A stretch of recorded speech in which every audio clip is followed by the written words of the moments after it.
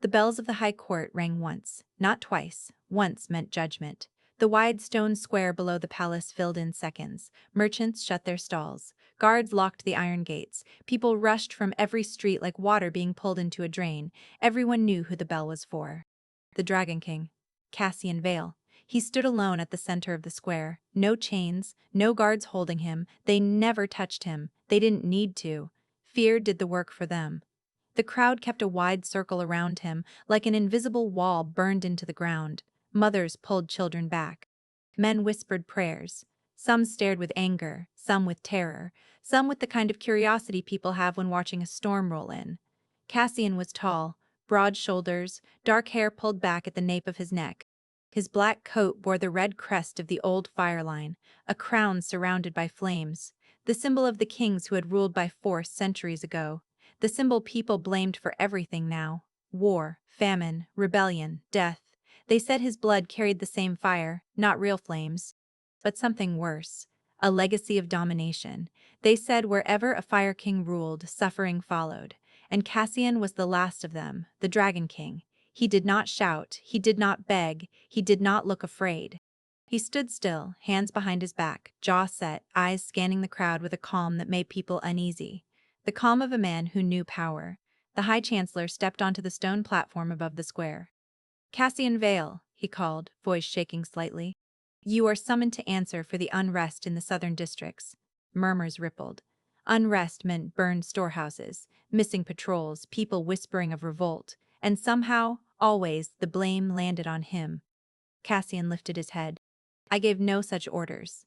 Laughter burst from somewhere in the crowd. "Of course you didn't," a man shouted. "The Dragon King never gets his hands dirty."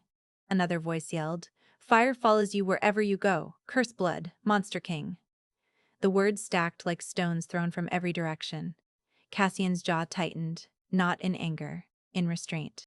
Years ago, his ancestors would have silenced a crowd like this with soldiers and swords. Cassian did nothing. That scared them more. The Chancellor raised his hands. "The Council demands assurance. The people demand safety." Cassian's voice carried calmly across the square. "Safety does not come from fear." A woman near the front spat on the stones. "Easy for you to say when you're the one everyone fears." More shouts followed. "You burned the old districts. You let your men kill my brother. You bring ruin." Cassian's eyes darkened. "I burn nothing. I ordered no killings, but you don't want truth." The Chancellor stiffened. "Then what do you want, Your Majesty?" Cassian paused. Silence spread slowly. "I want peace," he said, "and I will not rule through terror." That was when laughter erupted again. Peace, from the Dragon King. To them, it sounded like a lie dressed as mercy. The Chancellor leaned forward. "Words will not calm the people. You must show you can be controlled." Controlled. Cassian's shoulders stiffened. "You will step back from authority for a time," the Chancellor continued. "The Council will oversee the city." Gasps spread. They were stripping him of power. Publicly. "You are not king without the people's trust," the Chancellor said. Cassian stared at him. "You mean, without their fear?" The Chancellor didn't answer. The crowd began chanting. "Step down! Step down! Step down!" The sound hit like waves crashing against stone. Cassian stood unmoving. His heart pounded once, twice, but his face remained calm. This was what they wanted. To break him. To prove the Dragon King could be made small. And then? A voice spoke, soft, not angry, not afraid, just clear. "Stop." It cut through the chanting like a knife through cloth. People turned. Near the edge of the square stood a young woman. She wasn't dressed like nobility. Simple blue dress, worn boots, brown hair loosely braided down her back. A healer's satchel hung at her side. Her name was Alara Wynn. Most people barely noticed her before. But now every eye turned. "Who is she?" someone whispered. "Is she mad?" Alara swallowed but stepped forward anyway, closer to the empty circle, closer to Cassian. Guards moved instinctively but hesitated. No one had ever walked toward him willingly. Alara's heart was racing so hard she could hear it in her ears. She had seen the burned districts, she had treated the wounded, but she had also seen the truth. The fires started from riots. The deaths came from gangs, not from Cassian's soldiers. He had sent aid, food, doctors. People ignored that. Fear was easier. Alara stopped just at the edge of the invisible boundary. The crowd held its breath. "Go back," someone hissed. "He's dangerous." Alara lifted her chin. I've worked in the southern districts for 3 years, she said. I've seen what happens there, and I've seen who helps. Murmurs rose. You think you know better than us? A man shouted. I know he sent medicine when the council did nothing, Alara said. I know his soldiers protected food lines. I know he ordered peace talks that were ignored. The chancellor frowned. This is not your place, girl. It is when lies hurt people, Alara said quietly. Cassian looked at her for the first time, really looked, not as a subject, not as a threat, but as a person brave enough to step into a storm. Their eyes met. Something shifted in his chest. You don't know what you're defending, the chancellor snapped. Ilara finally stepped into the empty space. Gasps exploded.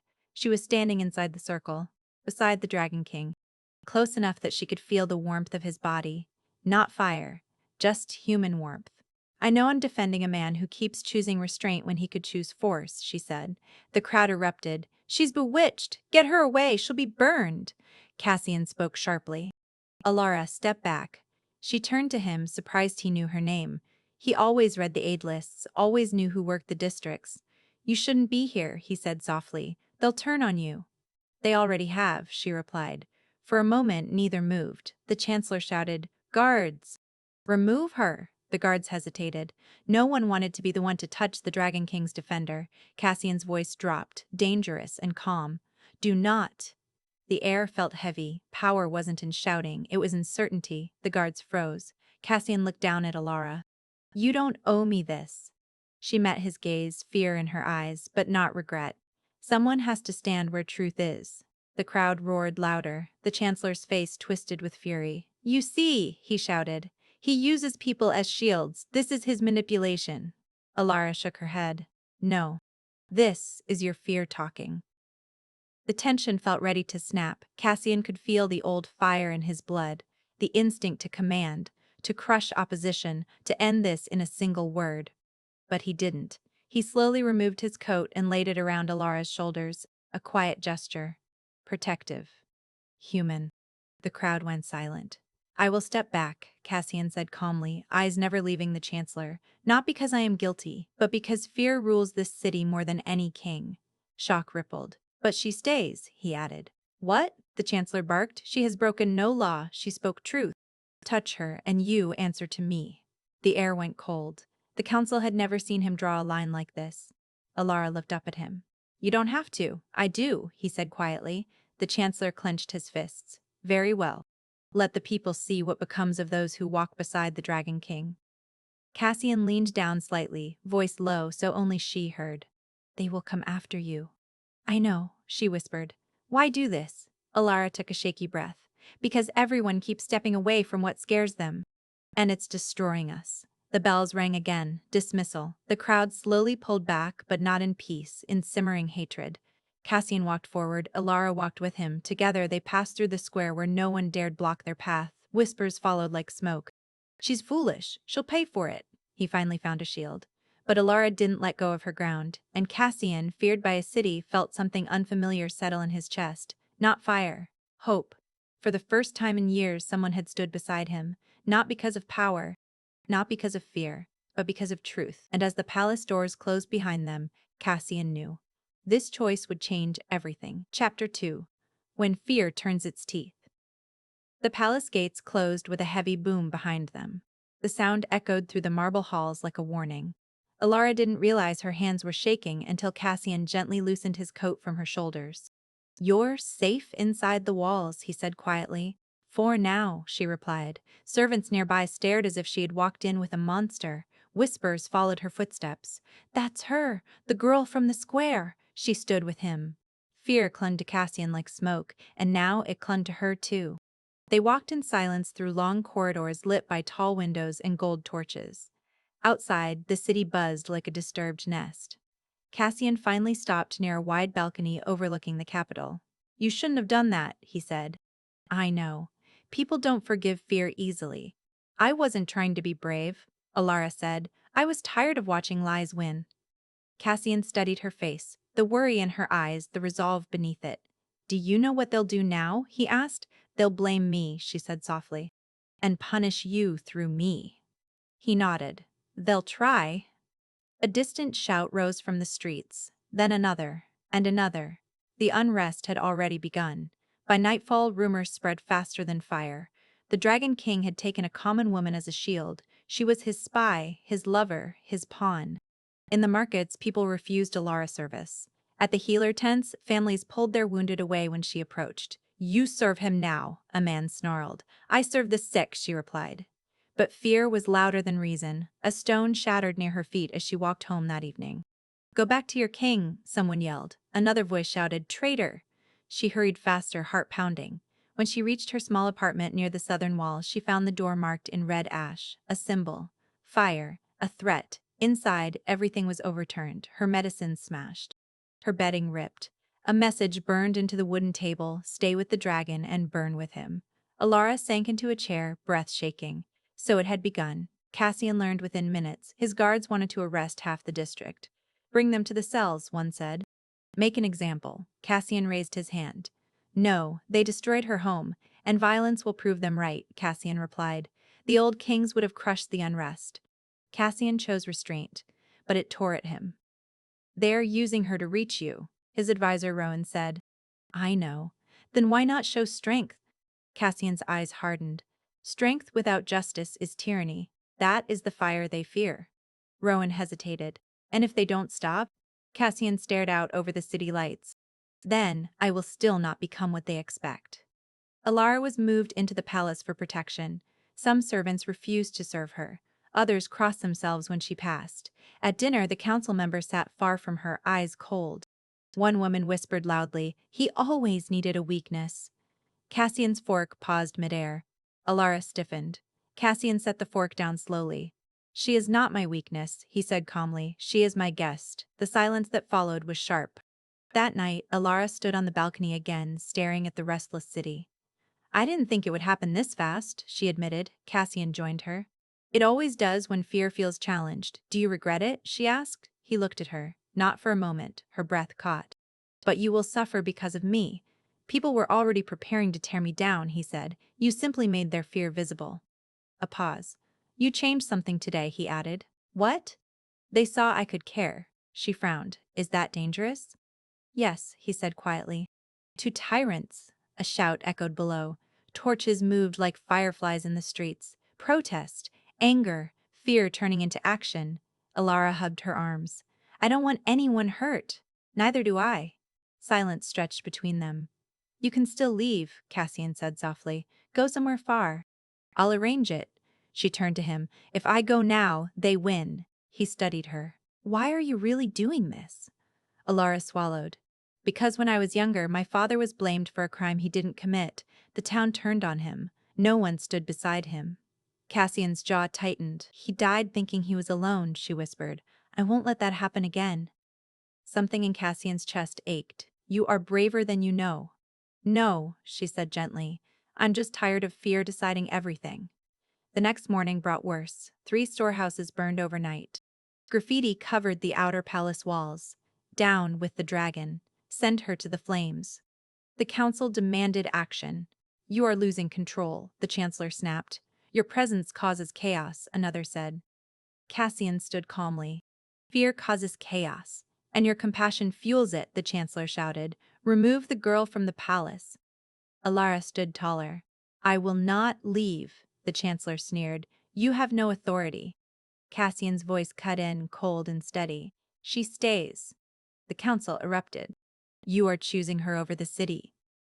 "I am choosing justice over fear," Cassian replied. Rowan leaned in and whispered, "They're pushing for a formal removal of power." Cassian's jaw tightened. So this was the plan. Use unrest to strip him completely, and use Alara as the excuse. Outside, the crowd gathered again. Louder, angrier, this time armed. Cassian looked out from the high windows.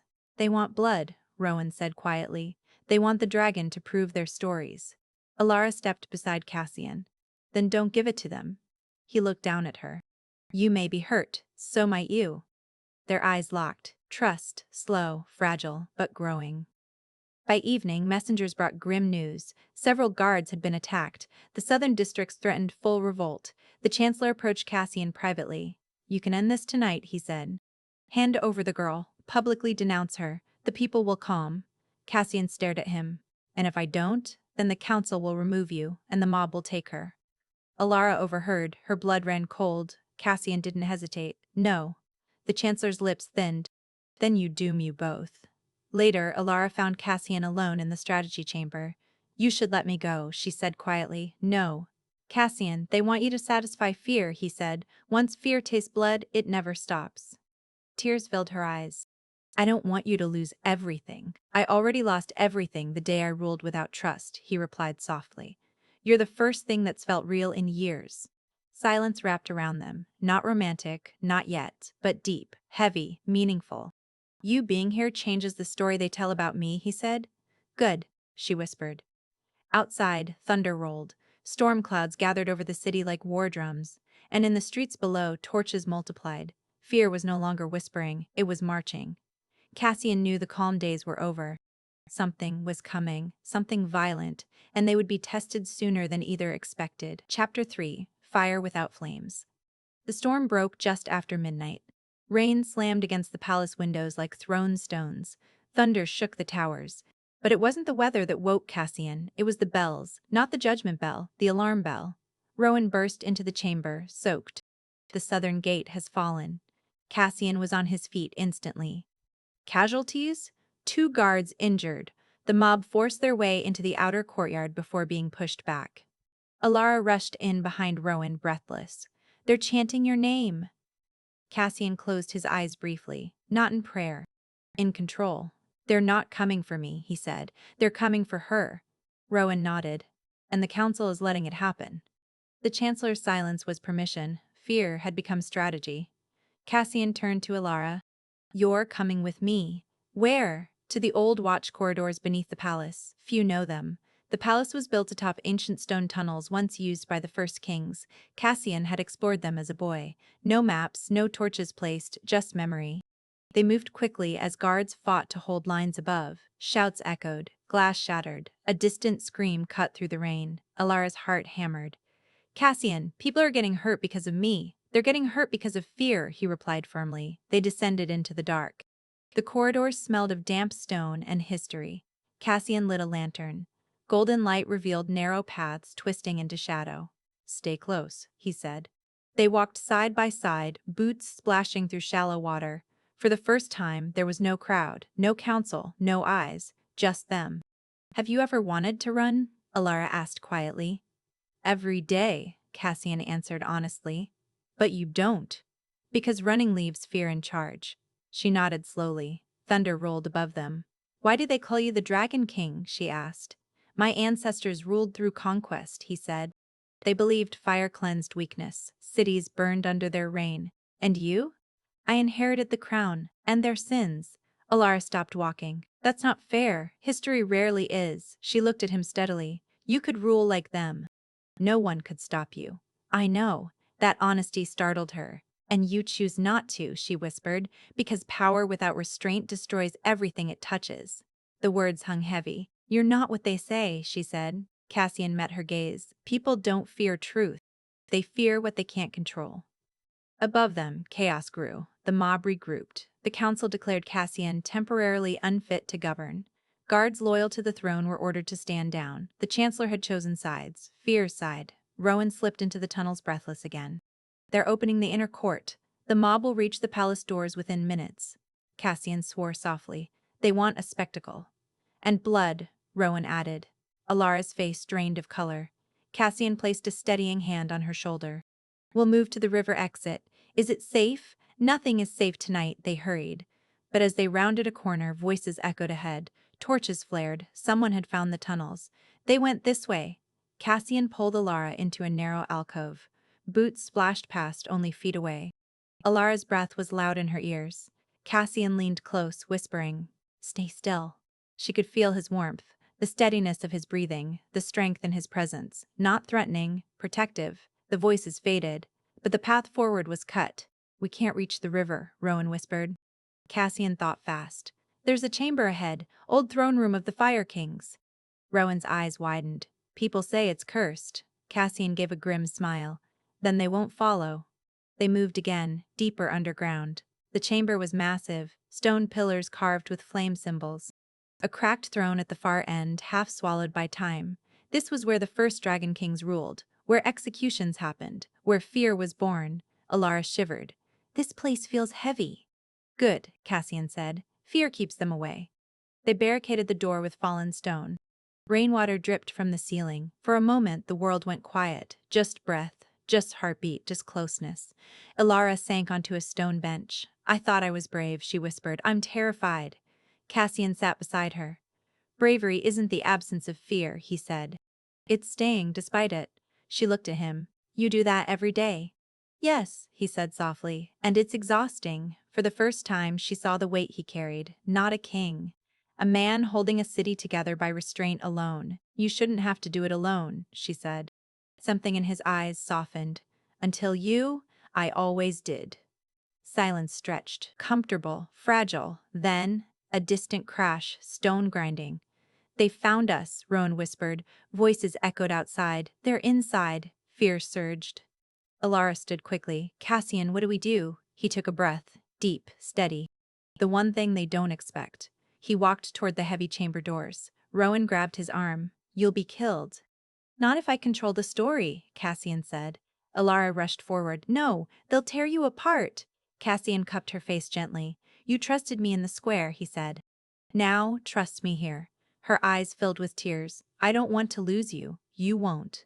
He leaned his forehead against hers briefly. Not a kiss, something deeper. Connection, promise. Then he opened the doors. Torches flooded the chamber. Dozens of people froze. Seeing the Dragon King standing in the throne hall of legend. The cursed chamber. Fear rippled. Cassian's voice rang calm and powerful.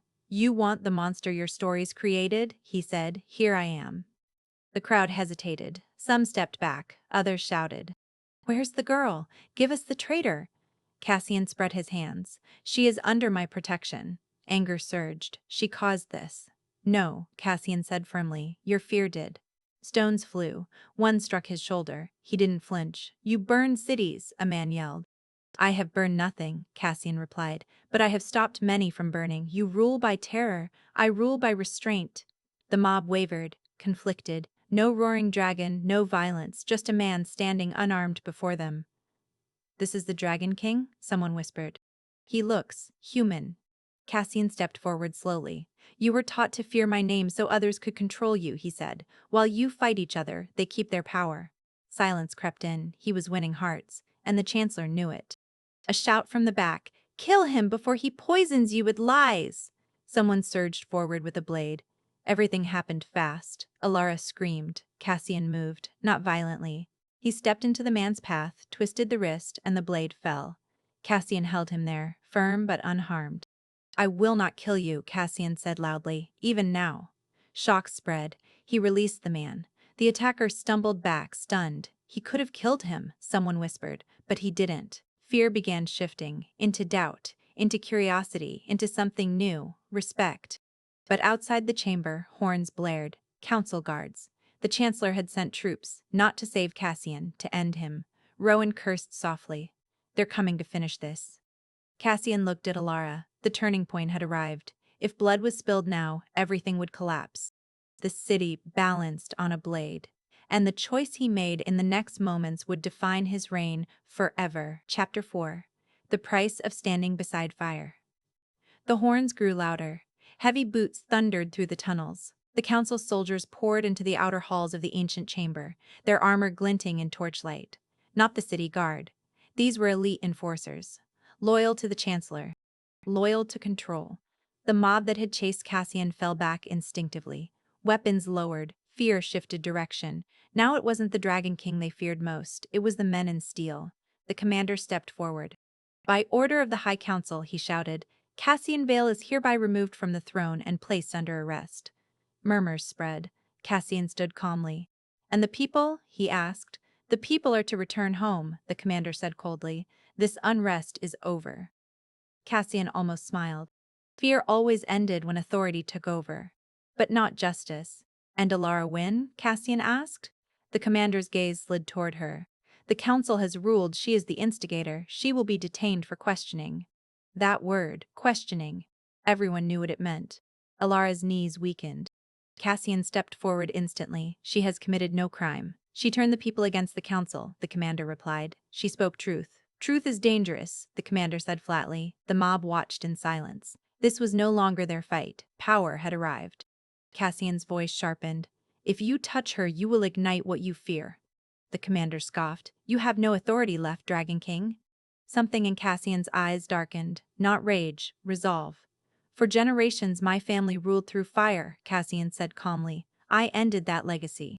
But make no mistake, the air felt heavy. There is still power in this blood. The soldiers hesitated. The legends still lived in them. Cassian didn't threaten, he simply stated truth. And truth carried weight. But the commander raised his sword anyway. Take the girl. Two soldiers moved. Alara instinctively stepped back. Cassian moved in front of her. No, stand aside, I will not. The commander nodded sharply. Then you will fall with her. Rowan shouted, Cassian, Cassian? Lifted a hand. Enough. The word echoed. Not loud, but absolute. The soldiers froze. Not magically. Mentally. Years of fear of the Dragon King surged back. Cassian stepped closer to the commander. You think removing a crown removes influence, he said quietly, but loyalty isn't commanded, it's earned. The commander swallowed. You won't kill me, he said weakly. No, Cassian agreed. But I will make you face what you serve. Cassian turned to the mob. These men did not protect your homes when they burned, he said. They did not bring food when your children starved. They protected council power. Whispers spread. Recognition dawned. They're the ones who beat protesters last winter. They took my brother. Anger replaced fear. The commander realized too late. The crowd was turning. Fall back, he shouted. But it was chaos now. People surged, not violently at first, just pushing, blocking. The soldiers found themselves surrounded by citizens instead of enemies. Cassian seized the moment. Alara, he said softly, this is where it gets dangerous. She grabbed his hand. I'm not leaving you. His throat tightened. This may cost you everything. I already chose, she whispered. The commander shouted again. Arrest them both! Soldiers pushed through. One grabbed Alara's arm hard. She cried out. Cassian reacted instantly. He didn't strike. He twisted the man's grip and shoved him back. But another soldier hit Cassian across the ribs with a baton. Pain exploded through his side. Alara screamed his name. The mob surged again. Everything spiraled. Shouting, shoving, steel clashing. And then a loud crack echoed. Someone had fired a crossbow. The bolt struck the stone pillar inches from Alara's head. Silence crashed down. Everyone froze. The commander's face was pale. That wasn't supposed to happen. They were supposed to intimidate, not kill. Cassian slowly moved in front of Alara. This ends now, he said quietly. The authority in his voice was undeniable. You came for a monster, he continued.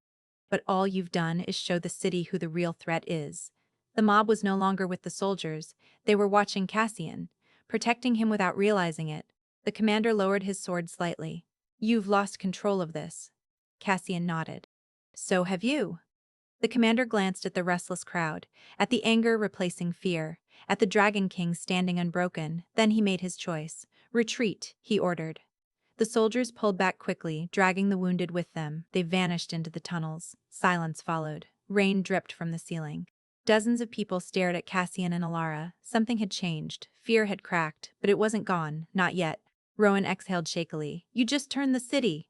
Not yet, Cassian said. But they're listening now. Later that night, back in a secure palace wing, healers wrapped Cassian's ribs. Alara hovered nearby. I'm sorry, she whispered. You were hurt because of me. He winced slightly. I was hurt because injustice fights back. She touched his hand gently. You could have ended this with force. Yes, he said softly, and lost everything that matters. Their eyes held. The closeness felt different now, deeper, charged, but still restrained. A knock interrupted. Rowan entered grim-faced. The council has issued an ultimatum. Cassian straightened. They demand Alara leave the city by dawn, Rowan said. If she stays, they'll declare her a criminal and restart the unrest. Alara's chest tightened. They're using me again. Rowan nodded. They believe removing you from his side breaks his influence. Cassian's jaw clenched. They're wrong. But people will die if violence resumes, Rowan added quietly. Silence crushed the room. This was the trap. Alara finally spoke. Then I should go. No, Cassian said instantly. Alara, Rowan said gently, it may be the only way to prevent bloodshed. She turned to Cassian, tears in her eyes. You taught me restraint matters, she whispered. Now let me use it. He stepped toward her. I won't sacrifice you, and I won't let the city burn for me. They stood inches apart, emotion thick. You matter to me, Cassian said quietly, the words heavy with truth. Her breath shook. You matter to me too. The admission hung between them. Slow, earned, painful. Rowan looked away, giving privacy. If I leave, Alara whispered, promise you won't become what they fear. He swallowed hard. I promise, and promise you won't forget what we started. Never. Tears slid down her cheeks. Then maybe this isn't goodbye. His voice was low and intense. It isn't. They leaned their foreheads together again, holding, not kissing, because the moment meant more than that. Outside, dawn approached, and with it, a choice that could shatter everything they had built. Chapter 5. When fire becomes light, dawn arrived slow and gray. Rain washed the streets clean of ash and anger, but not of tension. The city held its breath. Word of the ultimatum spread through every district. The healer who stood beside the Dragon King was to be exiled. Or worse. People gathered again in the High Court Square, not screaming this time, watching, waiting. Fear still lived there, but so did something new, curiosity, hope.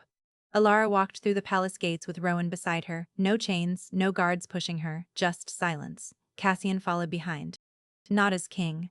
As a man, whispers moved like wind. She's leaving. They broke him. The council won. But then something unexpected happened. A woman stepped out of the crowd, one Alara recognized, a mother whose child she had treated last winter. She bowed her head. Thank you, she said softly.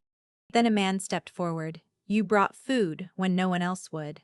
Another voice. He stopped the gangs from burning our street. More people came, not shouting, speaking, truth replacing rumor. The chancellor watched from the platform, jaw tightening. This wasn't how fear gatherings went. Cassian stopped walking. He turned to the crowd. I was told peace would come as she left, he said calmly. But peace built on injustice never lasts. The chancellor snapped. This is not your moment. Cassian ignored him. Alara Wynn stood beside me when it was dangerous, Cassian continued.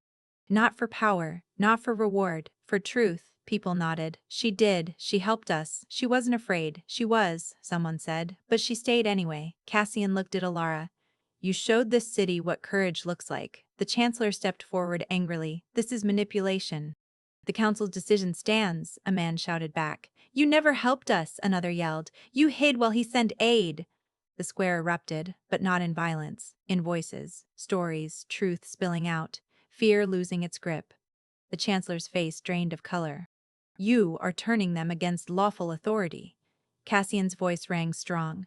No, they are remembering who protected them. The commander from the tunnels stood among the crowd, helmet removed. They're right, he said loudly. The council ordered us to suppress citizens, not protect them. Gasps spread.